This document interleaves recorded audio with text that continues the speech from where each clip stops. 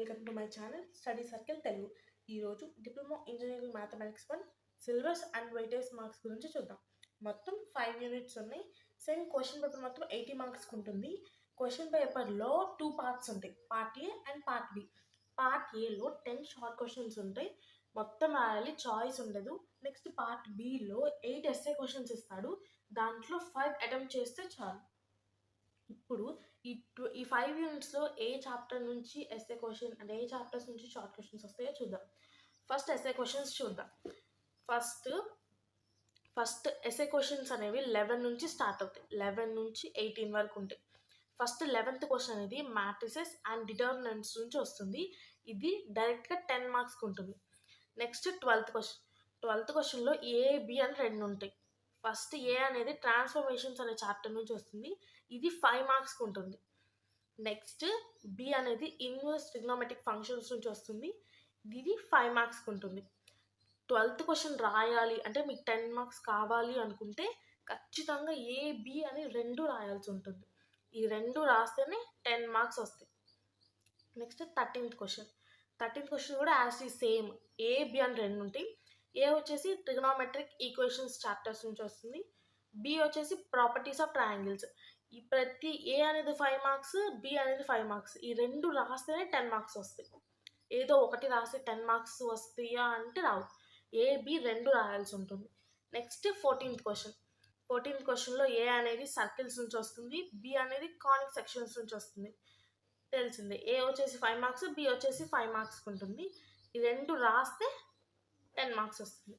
Next 15th question, 16th question, ఈ 2 కూడా differentiation chapter నుంచి వస్తుంది. ఈ చాప్టర్ అనేది వెరీ ఇంపార్టెంట్ చాప్టర్. దీనికి వచ్చేసి మొత్తం 2 ఎస్సేస్ వస్తాయి, మొత్తం 20 మార్క్స్ ఉంది. 2 ఎస్సేస్ చాలా ఈజీగా ఉంటుంది, ఇదే important chapter. Next 17th question వచ్చేసి ఫస్ట్ ఏ వచ్చేసి జియోమెట్రికల్ అప్లికేషన్స్ అండ్ బి వచ్చేసి ఫిజికల్ అప్లికేషన్స్, 5 మార్క్స్ ఉంటుంది. 18th క్వశ్చన్ ఏ వచ్చేసి maxima and minima and B వచ్చేసి errors and approximations, 5 marks and 5 marks. This is about the SA questions. సెమ్లో కూడా same ఇదే ఫార్మాట్లో సెమ్ క్వశ్చన్ పేపర్ అనేది ఉంటుంది.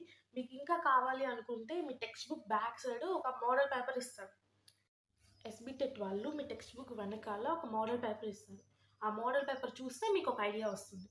నెక్స్ట్ షార్ట్ క్వశ్చన్స్ 10 ఉంటాయి, 10 రాయాల్సి ఉంటుంది. ఒక్కొక్క క్వశ్చన్కి 3 మార్క్స్ ఉంటుంది. ఎస్ఏ క్వశ్చన్ ఎలా అయితే ఒక్కొక్క క్వశ్చన్ రాస్తే 10 మార్క్స్ ఉంటుందో, షార్ట్ క్వశ్చన్కి ఒక క్వశ్చన్ అటెంప్ట్ చేస్తే 3 మార్క్స్.